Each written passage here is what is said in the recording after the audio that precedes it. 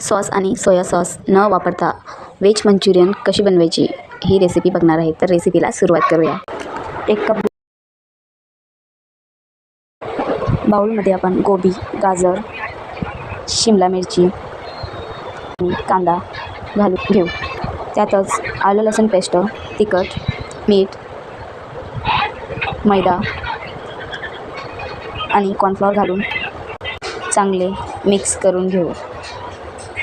एकसंग होईपर्यंत चांगलं मिक्स करून घेतला. कढईत तेल गरम करून त्यात केलेले बॉल्स घालून बॉल तळून घेऊ.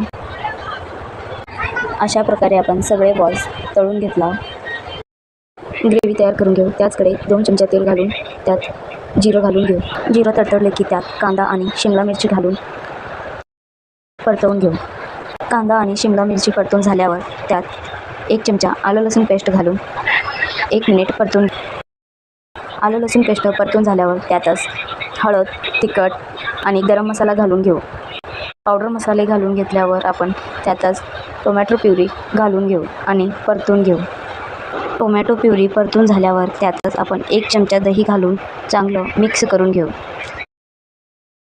व्यवस्थित मिक्स करून मंद आचेवर शिजवून घेऊ. कॉर्नफ्लॉवर आणि पाणी घालून हलवत राहा जेणेकरून ग्रेव्ही घट्ट होईल.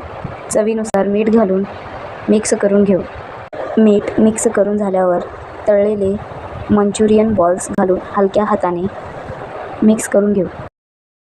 बॉल्स मिक्स झाल्यावर स्प्रिंग ऑनियन आणि कोथिंबीर घालून घेऊ. अशा प्रकारे आपण गरमागरम व्हेज मंचुरियन रेसिपी बनवून घेतला. रेसिपी आवडल्यास चॅनलला लाईक, शेअर, सबस्क्राईब करा.